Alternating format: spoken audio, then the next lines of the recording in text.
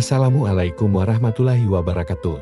Pada kesempatan kali ini, mari kita bersama-sama mengenal sosok luar biasa dalam sejarah Islam, seorang ulama, filsuf, sufi, dan ahli ilmu kalbu yang mendapat gelar Hujatul Islam, dialah Imam Abu Hamid Al-Ghazali. Imam Al-Ghazali lahir pada tahun 450 Hijriah tahun 1058 Masehi di kota Tus, wilayah Khurasan, Persia sekarang Iran.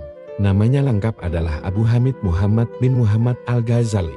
Ayahnya adalah seorang pemintal benang Ghazal, sehingga beliau dikenal dengan sebutan Al-Ghazali. Sejak kecil, Imam Al-Ghazali mencintai ilmu.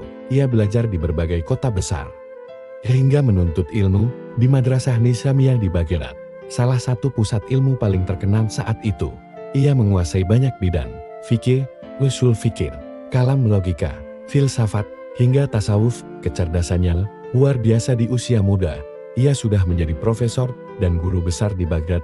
Namun, di puncak karirnya, terjadi sesuatu yang mengubah jalan hidupnya. Imam Al-Ghazali mengalami krisis spiritual. Meski sudah menjadi ulama besar, hatinya gelisah.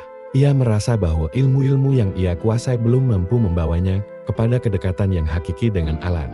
Beliau berkata, lisan ini berbicara tentang keikhlasan, tapi hati ini belum benar-benar mengenal ikhlas. Akhirnya, beliau meninggalkan jabatannya, meninggalkan kemawahan duniawi.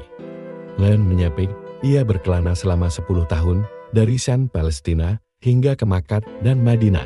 Dalam pengembaraan itu, ia memperdalam tasawuf, membersihkan hati, dan mendekatkan diri kepada Allah. Hasil dari perenungan dan penyucian hati itu, melahirkan karya-karya besar yang mengubah dunia Islam. Salah satu karya terbesarnya adalah Ihya Ulumuddin, menghidupkan ilmu-ilmu agama.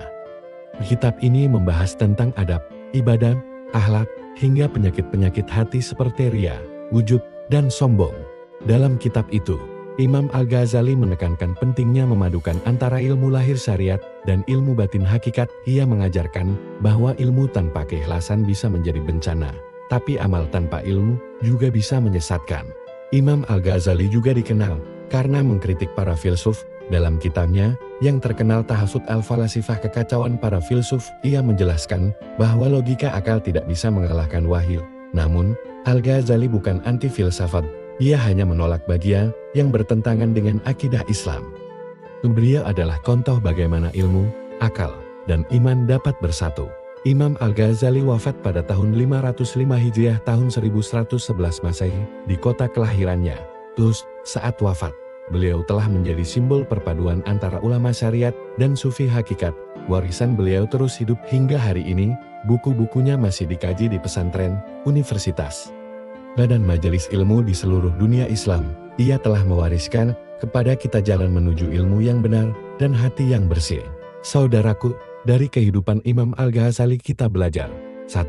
Ilmu harus diiringi dengan keikhlasan dan penyucian hati. 2. Kesuksesan dunia bukan segalanya jika hati kita gersang dari zikir dan ketakwaan. 3. Jangan berhenti mencari kebenaran, walau harus meninggalkan kemapanan. Semoga kita termasuk orang-orang yang meneladani Imam Al-Ghazali, berilmu, berakhlak, dan selalu mengejar kedekatan dengan Allah. Wassalamualaikum warahmatullahi wabarakatuh.